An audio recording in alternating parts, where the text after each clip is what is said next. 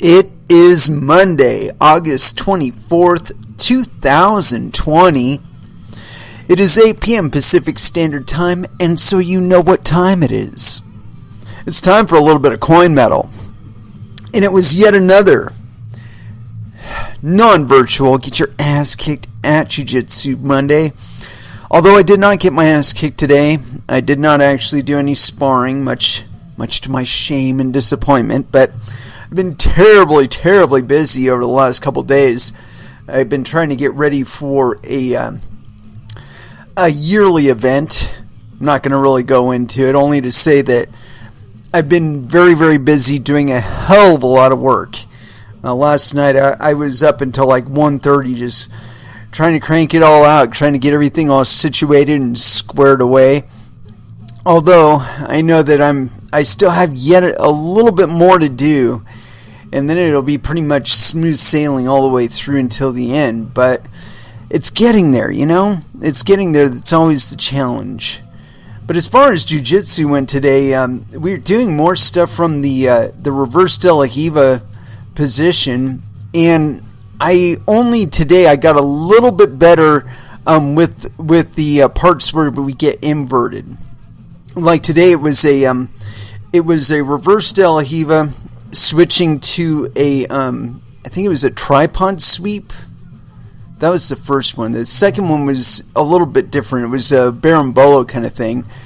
And, I think I described this a bit on Friday or Wednesday of last week that, I don't have as much experience in the inversions and leg balance stuff or leg based stuff rather, than a lot of people do. At least, in the place where I got my belt, we didn't do as much leg game stuff. And so it's not something that I don't have any basis for, but it's something that I've always had the most trouble with getting like down, getting it all correct. And so it was especially challenging today. But I don't know. I think I managed to get a couple good reps in. This one it was kind of interesting because you start off from the reverse De La Riva position, and then it's like a push-pull thing. And when you pull your opponent in you get them to step forward so that you can spin around and get up under their legs, under them, in between their legs, and then you do like a cross guard situation and push their other leg out.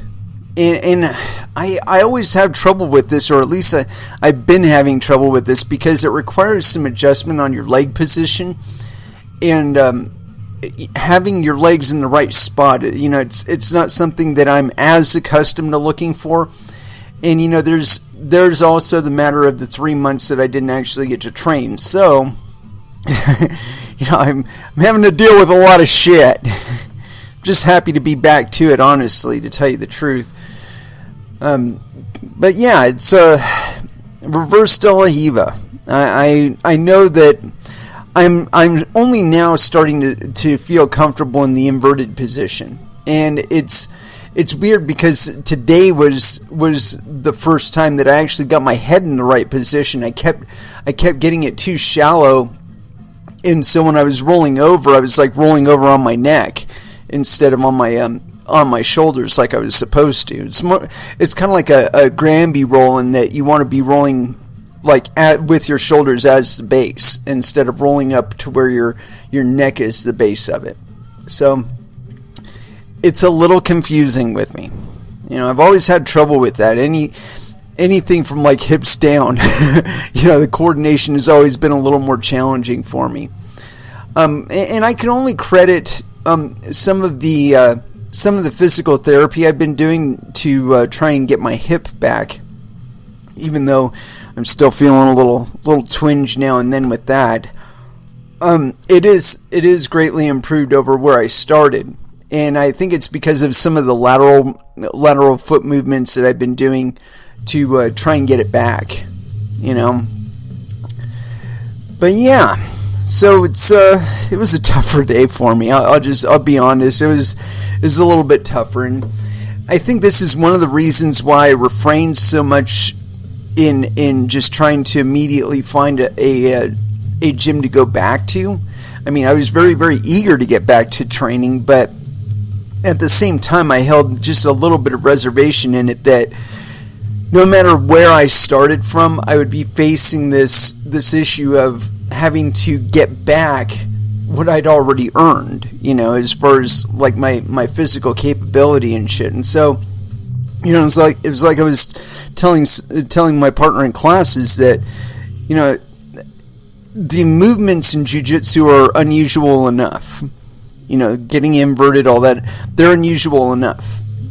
But transitioning from one style of jiu-jitsu to another style of jiu-jitsu after a very significant gap, I feel like I'm trying to make excuses here for my performance, but, it does account for something. And as honest as I try to be with myself, I do have to be honest with myself about that too, that it's just too much to really expect to just jump right back into it after all that time away and jumping into a different style and expect to have the same level of competency and capability as I had before. So I'm trying not to be too disappointed with the way I've been performing, because I am making some progress.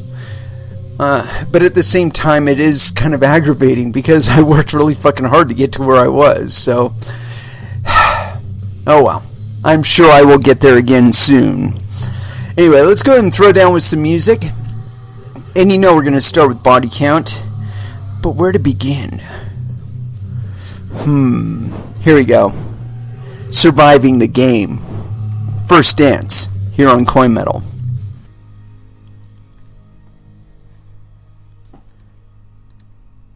And that was Sixth with Golden Cufflinks. And so, as far as what we're going to cover tonight, I haven't the slightest clue. Did a little digging around on the old Twitter, though. And a few other places on it. And I did scrounge up some stuff. And I did find some stuff that I am interested in covering today. So, that's exactly what we're going to cover. And the first thing I got here, I'm trying to find exactly which one I wanted to start on, and I think this is a good enough one. This is on Bitcoin.com, or news.bitcoin.com rather. IMF publishes cryptocurrency explainer, saying it could be the next step in the evolution of money, and this is by Kevin Helms. And this is authored approximately 12 hours ago. So yes, penis. International Monetary Fund has published a video explaining what cryptocurrency is. Besides suggesting that cryptocurrency could quote-unquote completely change the way we sell, buy, save, invest, and pay our bills, the video states that, quote, it could be the next step in the evolution of money. IMF Explains Crypto. The IMF tweeted a video explaining what cryptocurrency is on Sunday that instantly went viral, referring to cryptocurrency as, quote, a special currency. The 2-minute video attempts to outline its benefits and payments, such as by removing middlemen, lowering costs, and increasing transaction speed. It also warns of what it sees as risks, such as anonymity and volatility. The video has garnered more than 523,000 views at the time of writing. It has been retweeted approximately 5,500 times and liked 8,200 times, and received 807 comments. The video ends with, quote, if we can counter the risks, then this new technology or some variation of it can completely change the way we sell, buy, save, invest, and pay our bills, and who knows, this could be the next step in the evolution of money. The video references the IMF's F&D, Finance and Development magazine, June 2018 edition, entitled, quote, Money Transformed, the Future of Currencies in a Digital World. When that magazine edition came out, the organization posted the above video on its YouTube channel, which received little interest at the time. Many people in the crypto space viewed the IMF's video as bullish. Pfft, whatever. Tweets such as, quote, IMF learning fast, global adoption is on its way. Pfft, whatever. This is a big deal. And they are finally understanding blockchain and cryptocurrency are not going away, flooded Twitter. One user wrote, quote, I still can't believe this. IMF shills cryptocurrencies, of course. Not Bitcoin yet, but that time will come too. No, it never will. The IMF is thinking about the fucking SDR. That's what they're thinking about. Anyway, continuing. Since the IMF's Crypto Explainer video does not mention any specific cryptocurrency, many commenters took the opportunity to promote their favorite coins.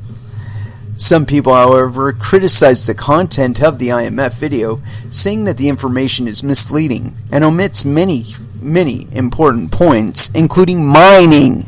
You know, the part that you do. Many also believe that Bitcoin should have been mentioned. Quote, nothing about why people choose to store their wealth in a scarce currency like Bitcoin instead of fiat currencies that are benign, constantly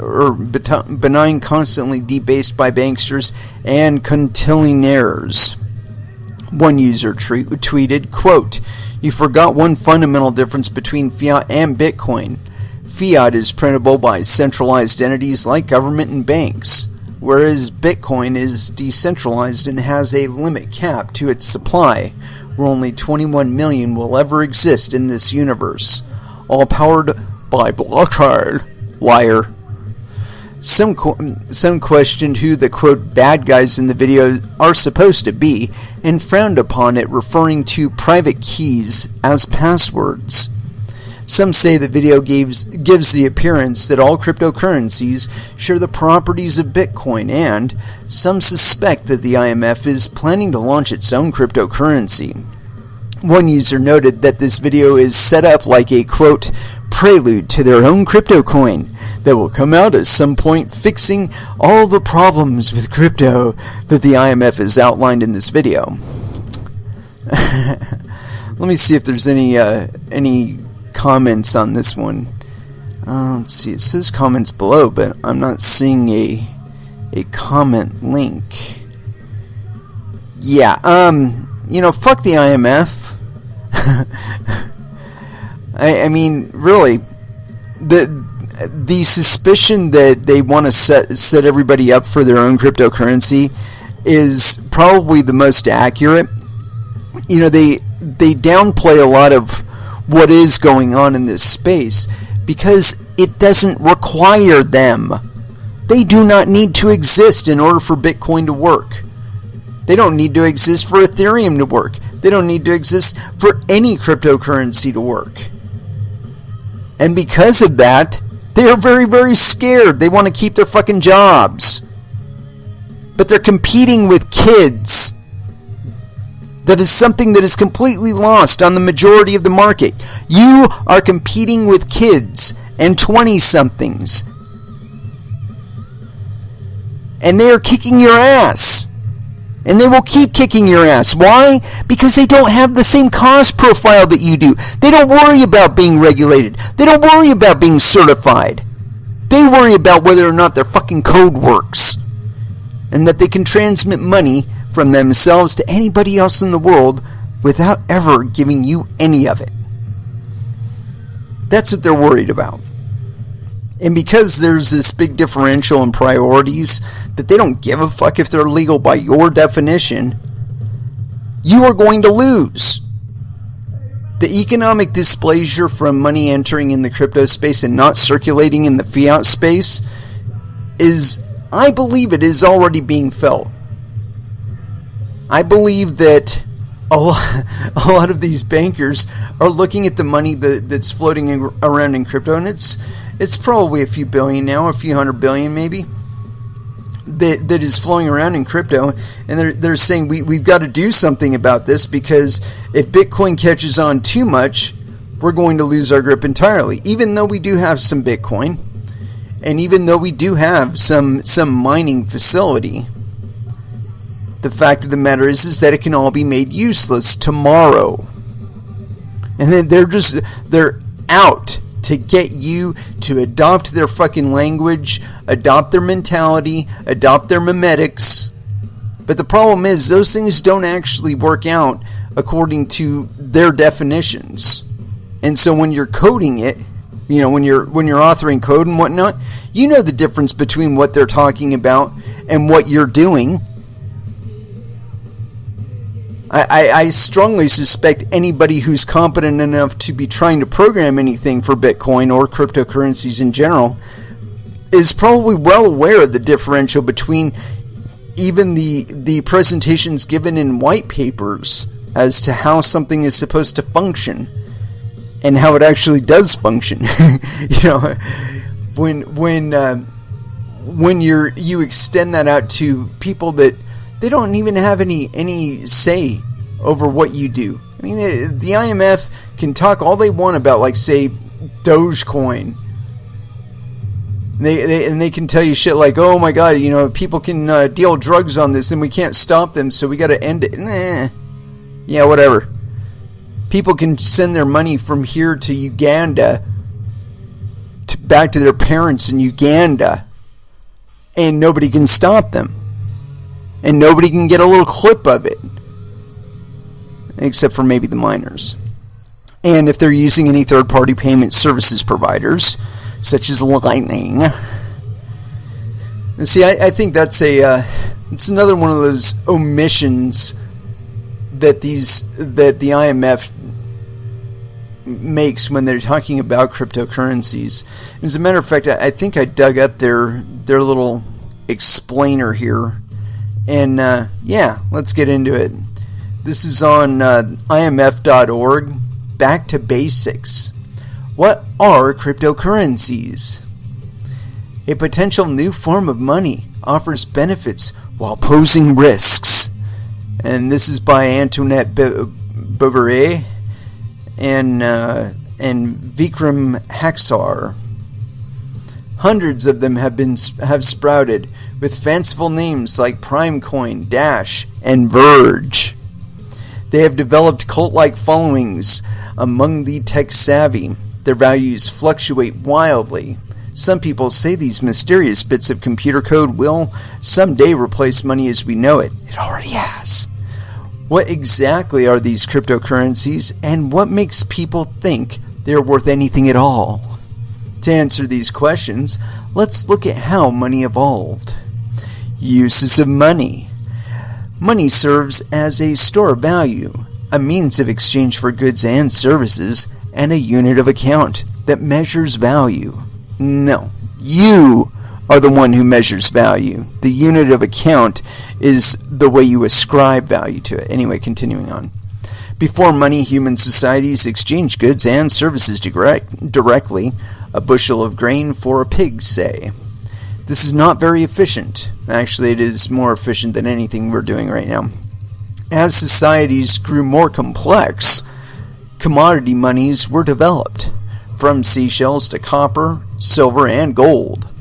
Some states introduced fiat money, which has no intrinsic value other than the promise to pay, such as paper money in 8th century China under the Tang dynasty.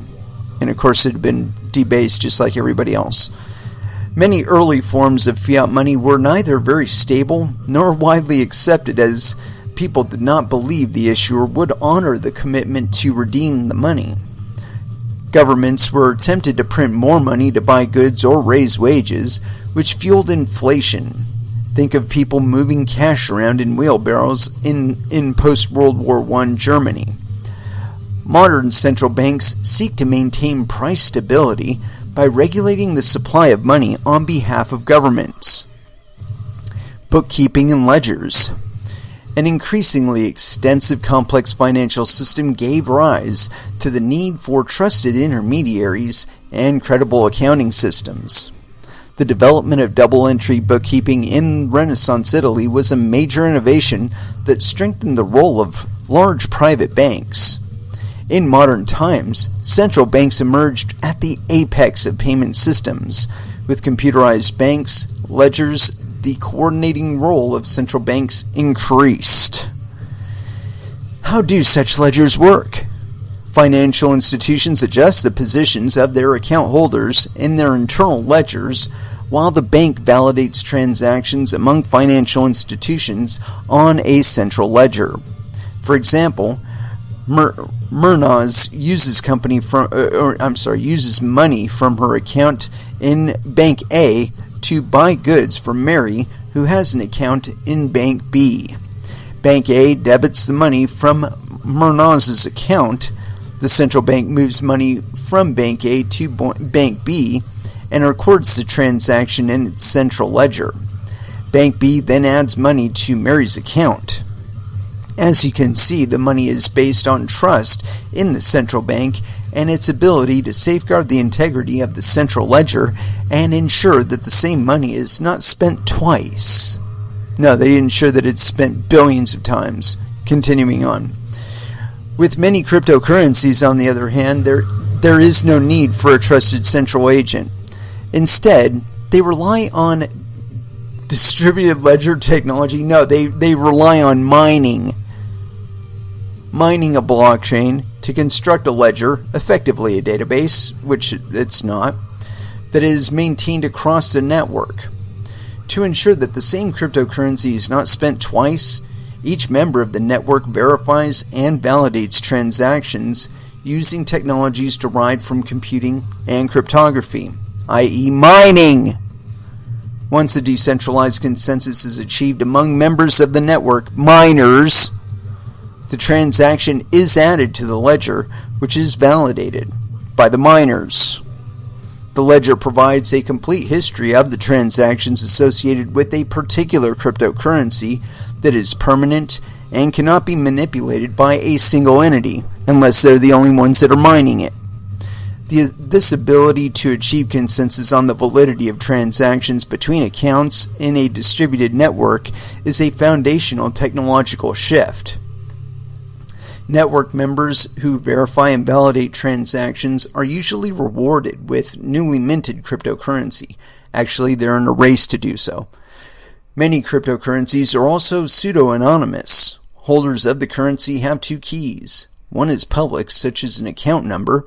Another, private key, is required to complete a transaction. So to continue the previous example, Mraz wants to buy goods from Mary using a cryptocurrency. To do so, she initiates a transaction with her private key. Murnaz is identified in the network by her public key, ABC, and Mary is identified by hers, XYZ. Network members verify that ABC has the money she wants to transfer to XYZ by solving a cryptography puzzle.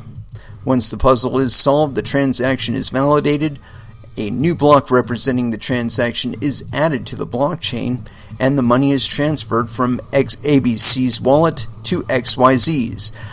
Here's a big difference. When Bank A sends money from Mary's account to what's her face?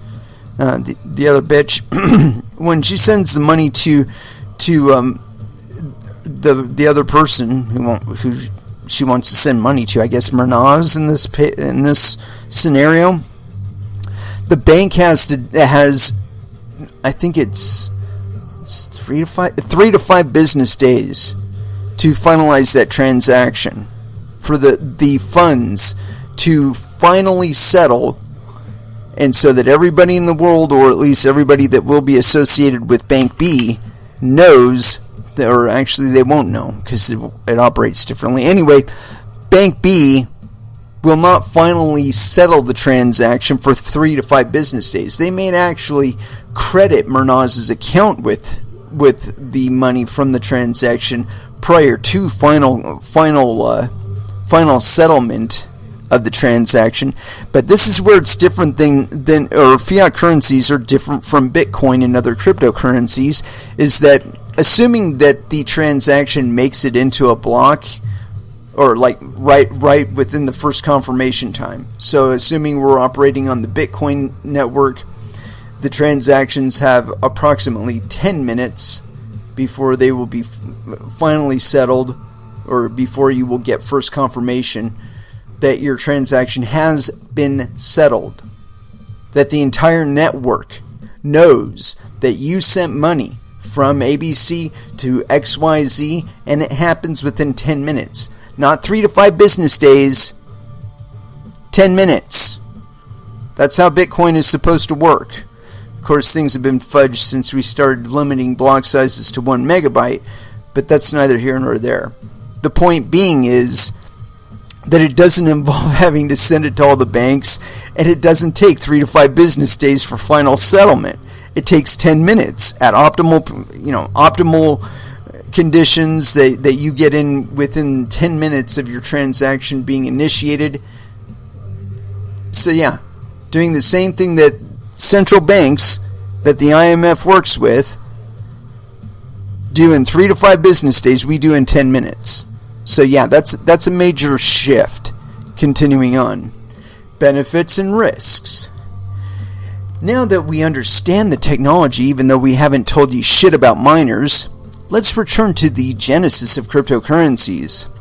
The first one, Bitcoin, was introduced in 2009 by a programmer or group of programmers using the pseudonym Satoshi Nakamoto.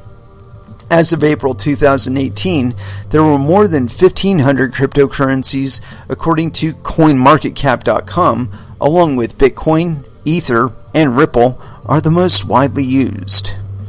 Despite the hype, cryptocurrencies still don't fulfill the basic functions of money as a store of value, means of exchange, and unit of account. That's complete and total bullshit. We achieved that back in 2009. Continuing, because their value is highly volatile, which happens mostly on the fiat side, it's not happening on our side because our supply is deterministically created on a 10-minute interval. Continuing on. They have little use so far as a unit of account or store of value.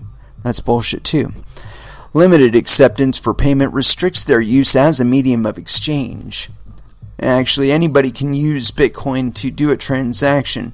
The question is whether or not you want to cut anybody in it, other than yourself. Continuing on.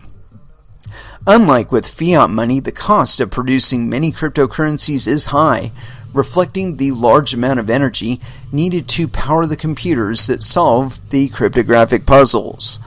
Finally, decentralized issuance implies there is no entity backing the asset, so acceptance is based entirely on users' trust. And you know what? It's the same with fiat currencies too. That's why banks can get away with debasing them to hell before the fucking public is carrying them around in fucking wheelbarrows. Continuing on. Cryptocurrencies and their underlying technologies offer benefits, but also carry risks. Distributed ledger technology could reduce the cost of international transfers, including remittances, and foster financial inclusion. Actually, you know what? That right there is why the IMF is even fucking interested in Bitcoin or cryptocurrencies. Because 9 years previous to the publish of this, we started doing that. And by the time this thing was published, we'd been doing it for 9 years. Continuing on. Some payment services now make overseas transfers in a matter of hours, not days. Yeah, they do that because of us. It literally took days, if not weeks, before cryptocurrencies started taking it out from under them. Continuing on. Some payment services now may be blah. The technology can provide benefits beyond the financial system. For example, it can be used to securely store important records, such as medical histories and land deeds. On the other hand, the pseudo-anonymity of cryptocurrencies makes them vulnerable to use in money laundering and terrorism financing. If no intermediary checks the integrity of the transactions or identity of the people making them, cryptocurrencies could eventually present challenges for central banks, were they to effect control over the money supply and therefore the conduct of monetary policy. Yeah, we're making them watch their P's and Q's, and we're making them change their policies because we are out competing them. It's very, very simple. When they want to make a change, it takes them months to arrive at some sort of consensus as to what change should take place and how they're going to apply it. Within cryptocurrencies, it doesn't take that long. Somebody puts a fucking BIP out there, And if 80% of the miners or more decides that they like it and they want to implement it, they can. No referring back to the IMF or the EU or the US government or anybody else. They say we want to run code for this BIP, and that's it. They're flagging support for that BIP. Everything is cool. And it's really sad to me to see this kind of mentality going on at the IMF at this stage in the game. You know, the idea that lying to the public, omitting the vast swaths of information that'll change your understanding of what they're saying incredibly, to me that's something that you do within the first 3 years. You don't do that in year 9, where a bunch of kids in dormitories have been kicking your ass and rendering you fucking obsolete. I mean, seriously, these guys determine monetary policy for fiat currencies, and they're doing the same job that all those kids that are developing for Ethereum are doing. Only the kids that are doing it in Ethereum, they're not doing it for money. They're not even doing it for some international organization. They're doing it on their own behest, because they want to see a cryptocurrency do a specific thing that it does not currently do. I mean, that is probably the biggest difference between reality and the mimetic that they're trying to produce in your mind with the way that they're couching this information. Is that the participation level between the image they're trying to portray to you and the reality is night and day. Night and day. It's kids. It's people like you and me who are mining. And of course it's kids too. It's like 18-year-olds, 16-year-olds who are figuring out how to set up their miners and blazing away into the night. And they're probably not even doing it for a hell of a lot of money. But it's more money than they would have been making if they were flipping burgers for you. Yeah. Try to account for that. And I really think that's where the IMF misses it. Because they like to talk about their control, you know, that they can control supply and that affects the relative value of things. Yeah, you know, that's the control that they have. But in any other system, we would call that manipulation. And it's no different if it's a central bank manipulating the currency or if it's some stupid-ass developer. It's still manipulation. Just because we accept it as normal operating procedure for them to rob us or credit us with monetary value, it does not change the fact that it is the product of manipulation. And worse yet, it's non-transparent. You can't see. They don't tell you. It happens, and they might tell you afterward, you know, 2 to 3 months after they've had an opportunity to front run every trade that you've made with a vast and sweeping change in monetary policy behind the doors that they don't even bother to notify you about, that they don't have to notify you about. Try that shit in Bitcoin. It doesn't fly. There is no IMF to wave a magic wand and make all the miners suddenly mine some BIP or no longer have valid currency or transactions. They just can't. And I doubt that they'll have a network powerful enough ever to do it. Because if they did present enough competing hash power, I believe they would draw miners out of the woodwork. Anyway, let's go ahead and throw back down with some music. And I got something playing in the background, sounds kind of exciting. Yeah, this is Irreversible Mechanism. I'm always like leery with them because their stuff is really complex and technical, but like some of it is like kind of airy-fairy, and I don't know how else to explain that. But yeah, let's go beyond with a little bit of, actually, you know, I think we'll do Absolution by an irreversible mechanism here on CoinMetal. Maybe. I don't know. It's kind of sounding airy-fairy. I don't know. It's a long song. Maybe it'll change. Here we go.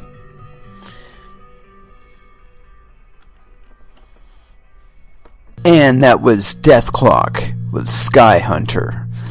And so, as far as where else we're going to be going tonight, I got this one. I was kind of tempted to get into it because it's one of those things.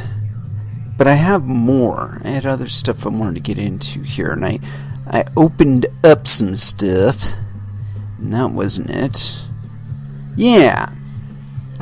You know, people make all kinds of assessments and predictions about, you know, how things are going to go and what policies we're going to adopt and all that. And really what determines all of that is you. What currencies you trust enough to use. What means that you find useful.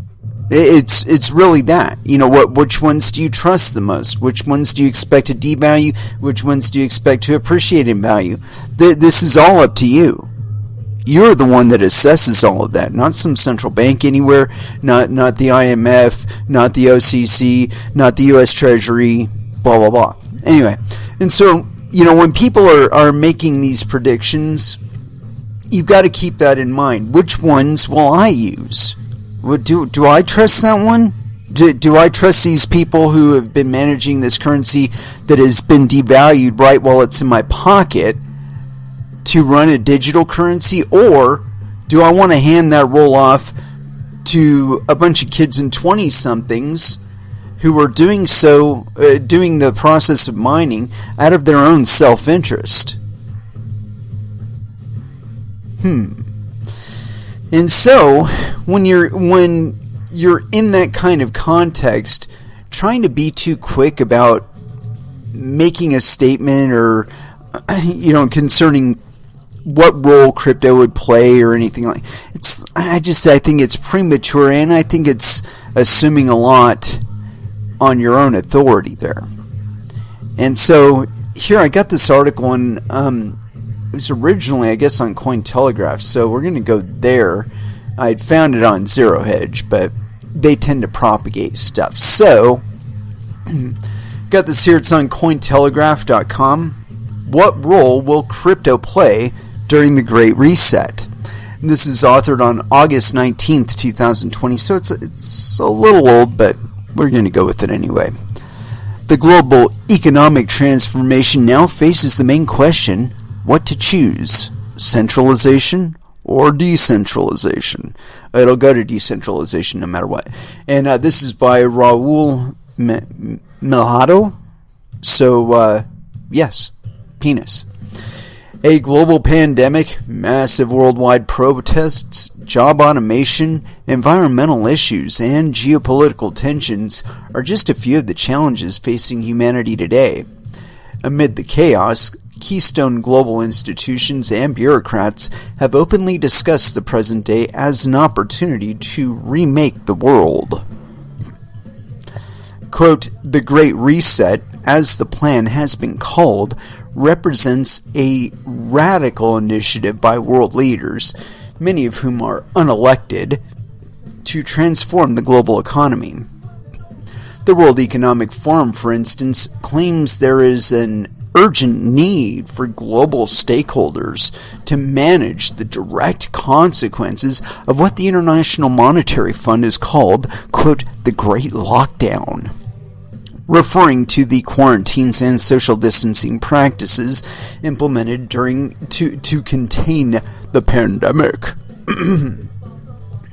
At a WF meeting in early June, the world's most powerful business leaders, government officials, and activists first announced the proposal to reset the global economy in the aftermath of the COVID-19 lockdown.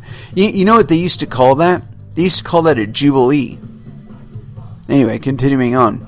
The WEF sees a, quote, unique window of opportunity to shape the recovery. The Great Reset will inform the, quote, future state of global relations, the direction of national economies, the priorities of societies, the nature of business models, and the management of global commons. In other words, all of the streams, rivers, blah, blah, blah, continue. In short, the Great Reset represents a new social contract for the world.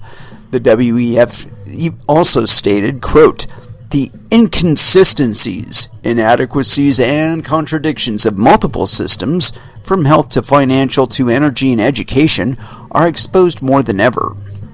Fuck you.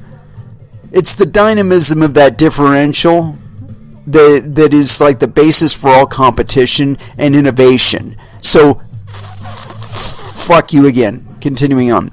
Writing for The Hill, Justin Haskins calls the Great Reset, quote, the most ambitious and radical plan the world has seen in more than a generation.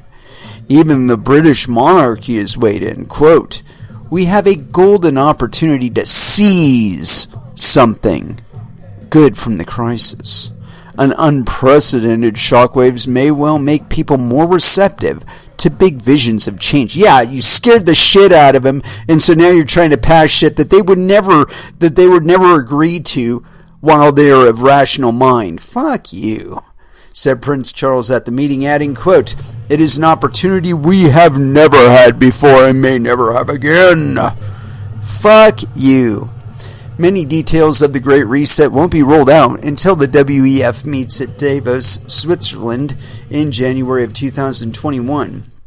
It is clear, however, that world leaders have big plans of a new world order, and contrary to the founding principles of Bitcoin and crypto, centralization seems to be a big part of it. Quote, every country from the United States to China must participate, and every industry, from oil and gas to tech, must be transformed, wrote Klaus Schwab, the founder and executive chairman of the World Economic Forum, in an article published on the WEF's website. He added, quote, in short, we need a great reset of capitalism. In other words, we need to steal everything he fucking earned and delete it.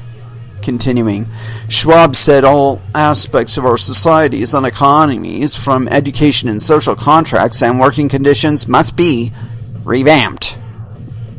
Wrong. The cryptocurrency industry has been planning its own great reset as well, one based on decentralization. While global governments want to put the world on a distributed ledger in order to digitize finance so governments can have more control, there are very smart people on this planet who have their own plans. We in the crypto industry, for example, want to put everything on blockchains instead of social credit systems and centralized fiat currencies. We want each individual to be in control of their own money, to be less dependent on banks, and to be in control of defining what money and real value is. The Great Reset will be a revolutionary upheaval. It will create many hardships, but also opportunities for companies which recreate financial products in a decentralized fashion on blockchain for individuals who no longer must rely on the traditional financial system. As we find ourselves in a digital and technological revolution hastened by the Great Lockdown, we as an industry cannot underestimate the implications of a crisis that has only just begun.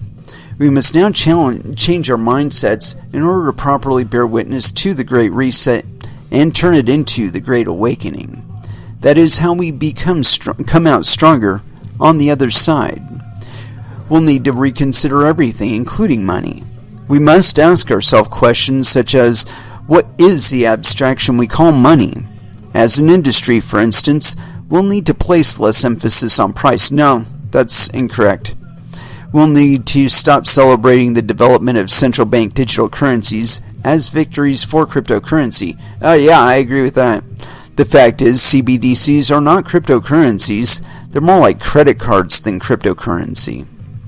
Satoshi Nakamoto saw an economic dislocation like the Great Reset coming.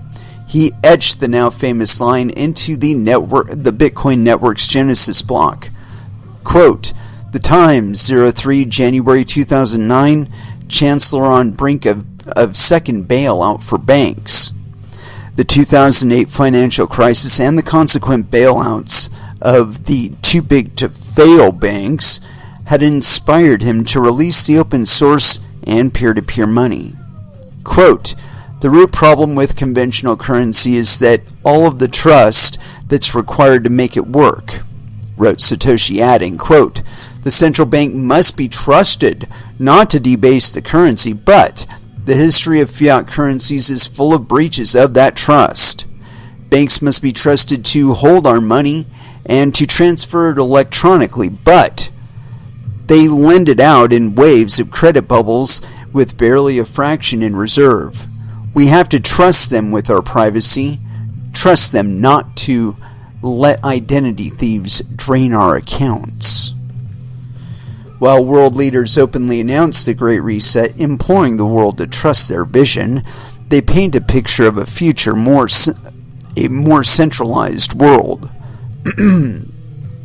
Contrarily, Satoshi stressed the importance of decentralization. Quote, "A lot of people automatically dismiss e-currency as a lost cause because of all the companies that failed since the 1990s, he wrote, adding, "I hope it's obvious it was only the centrally controlled nature of those systems that doomed them.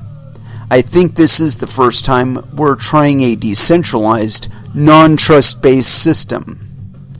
Satoshi believed peer-to-peer solutions and decentralization gave people back their freedom. He thought decentralization was a poignant answer to centralization and monopolies. Quote, "You will not find a solution to political problems in cryptography. Yes, but we can win a major battle in the arms race and gain a new territory of freedom for several years," he wrote. "Governments are good at cutting off the heads of centrally controlled networks like Napster, but pure peer-to-peer networks like Nutella and Tor seem to be holding their own. For how many years we can hold this, quote, new territory of freedom depends entirely on how well the cryptocurrency industry adapts to the Great Reset. People have only just begun to lose their livelihoods, that is, their businesses, their jobs, and so on, as a result of, quote, the worst economic downturn since the Great Depression. Actually, this shit's all been engineered, dude. And, continuing. We've seen increased digitization in 2020, and from artificial intelligence to blockchain to distributed ledgers, the Great Reset will only hasten this trend as the Great Lockdown hastened similar trends.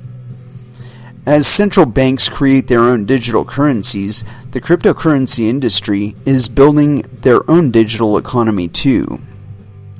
After PC World published an article commenting on WikiLeaks' adoption of Bitcoin to circumvent the financial blockade against the whistleblower organization, Satoshi wrote, quote, "It would have been nice to get this attention in any other context. WikiLeaks has kicked the hornet's nest, and the swarm is headed towards us. It would have been nice to get the coming attention in any other context, but the Great Lockdown and subsequent economic depression has kicked the hornet's nest, and the swarm is headed toward us in crypto. The Great Reset might come down to central bank digital currencies versus cryptocurrencies of the people. Centralization versus decentralization." Actually, I would go so far as to suggest both. And let me explain that a little bit further. That banks are going to do what they're going to do, and people are going to do what they're going to do. And it is the possibility of them being interchangeable that will maintain both of them. And it's like mining, okay? I can't tell you how many times I've had arguments with people concerning mining, specifically because of its current state. But what people aren't paying attention to is the fact that it moves around. The mining does not stay in any one place for any duration of time. And there's a reason for that, is that miners start making money, it draws the ire and the attention of the fucking locals, both socially and politically, and they hammer down on them. They find some fucking excuse to bust them. Or they create some new excuse to bust people. And when that happens, they introduce some additional cost to the process of mining, and the miners say, well, that's really nice. I guess we'll have to look for some place that's a little more amenable to us, that wants us there. And that's where they go. They don't stay in any one place. They're moving to fucking Iran for right now. A lot of mining has been moving to Iran because they're kind of like they're in a really bad mix, because they're having economic issues that are being imposed by the U.S. and of course their allies against them in the form of embargoes and sanctions, and that makes it impossible. Like, they cut them off from the SWIFT network. So that really limits their ability to move money around and do commerce with the rest of the planet. Well, here's Bitcoin.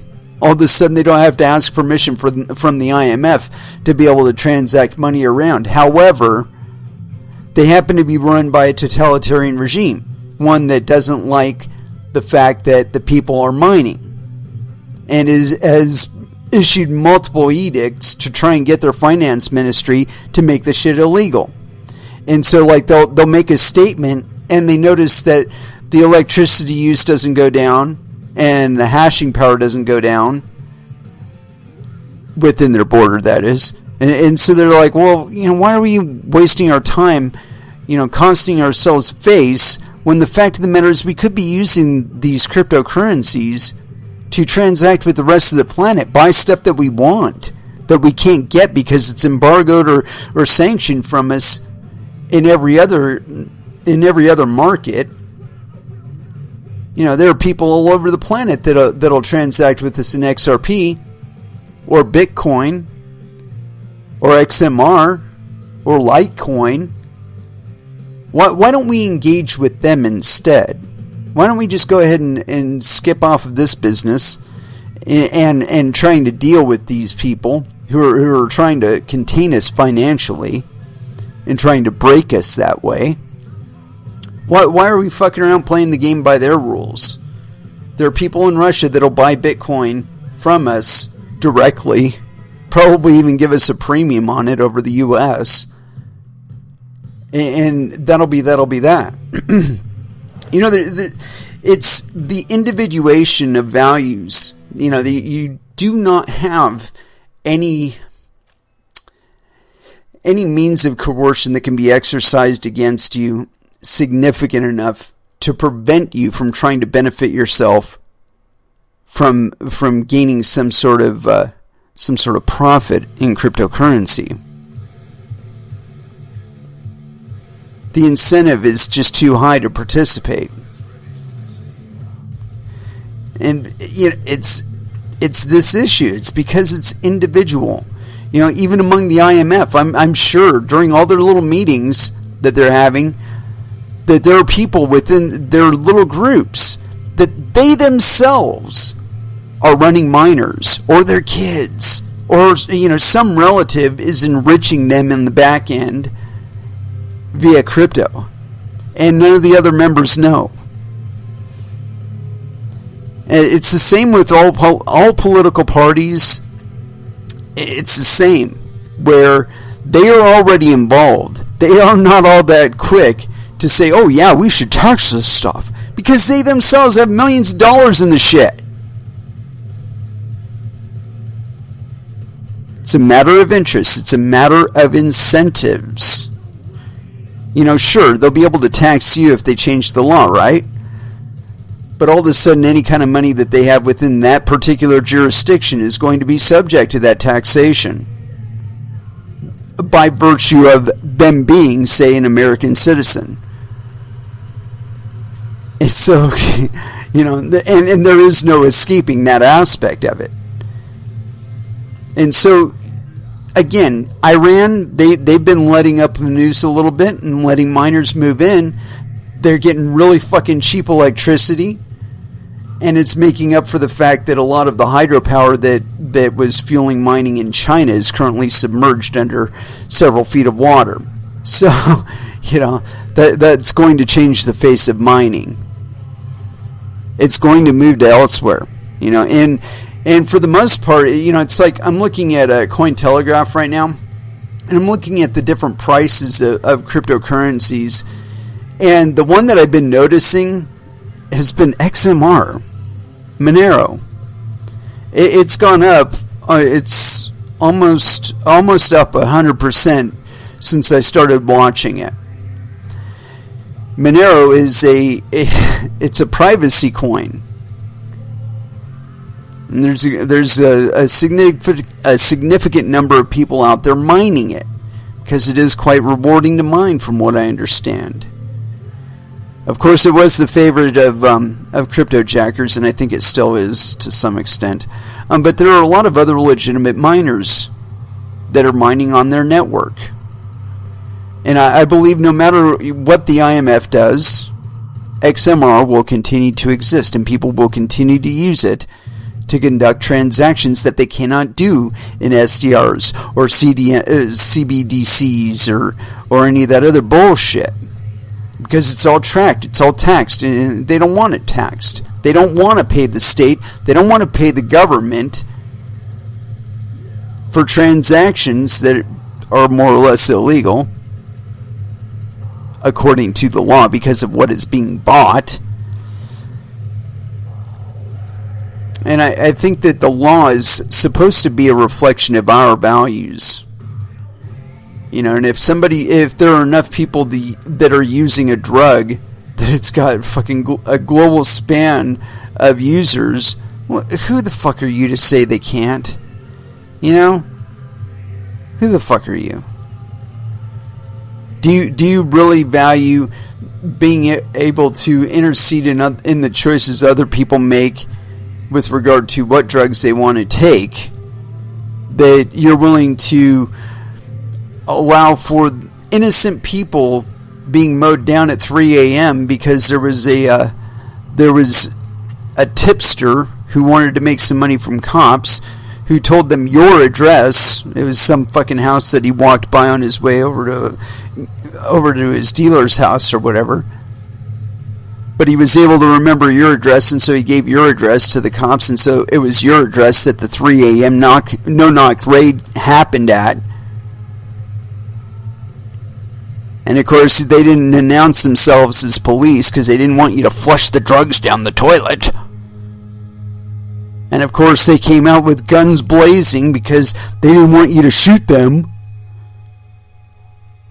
Are you willing to tolerate that? Family of 2 or 3 people getting mowed down at 3 a.m. because some druggie said that they were some sort of drug house or something like that. It's happened. And worse yet, the fucking cops lied too. There was this one article I read last year where a military veteran, he'd served for quite a while. He and his wife were sitting in their home, and apparently some asshole said that it was a drug house, and they went there conducting a raid, and they killed the inhabitants. And worse yet, they said that the inhabitants shot the cops. What actually happened was there was cops inside the house and there were cops outside the house, all of them firing guns. And the cops outside the house hit some of the cops that were inside the house. But they tried to blame it on the couple. But anyway, point being is that the entire event happened because drugs are illegal. Because drugs are illegal, cops have a right to come to your house and bust you. But if you, like me, find it completely unacceptable that there should be a pretext for the police to come to your home at 3 a.m., not announce themselves as police, break into your home, and execute everybody in that home. I mean, to me, that policy is completely abhorrent, and there isn't anything fucking American about it. It's completely unconstitutional. I mean, I can't even think offhand how many times they violate the amendments to the Constitution, just creating the pretext for that raid. But it is that mentality as far as policy goes that needs to change. The laws need to be a reflection of the people. If there are enough people using drugs to necessitate a national drug policy, and entire departments full of drug enforcers and drug policy enforcers, then there's probably enough market that it's worth just leaving it alone. And I think that you're going to find that in cryptocurrencies, that if they ever do narrow it down to like the FATF or the IMF or the U.S. Treasury or somebody else, some enforcement agency that comes around and busts people that aren't licensed to mine or anything like that, I think that all you're going to see from that, though, is people getting sneakier about the way that they move money around. You're not going to win. You're not going to win trying to approach it like that. Yeah. Anyway, let's go ahead and throw back down with some music. And as far as where we're going to go, though, I haven't played any Ministry tonight. Here we go. Rio Grande Blood. Here on Coin Metal.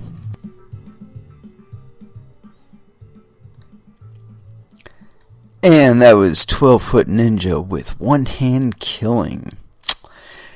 And it is with that I'd like to close out this episode. Thank you very much for listening. I certainly do appreciate the support. We will be back again on Wednesday at 8 p.m. Pacific Standard Time. And so until then, I want y'all to trade safe. Do your homework. Watch out for your own bunghole, because nobody else is going to do it for you. And so as far as our last dance is concerned, I've been scratching around here, and I think it's time for a little Voivod, but their songs tend to be really, really long. So I don't think we can go that route. But I think we do have something else that'll fit. I have not fully evaluated this album yet, so I'm not exactly sure how it's going to turn out, but we're going to go for it anyway. And this is Vola with Vertigo, Last Dance, here on Coin Metal. Thank you again for listening, and y'all have an excellent evening. Good night.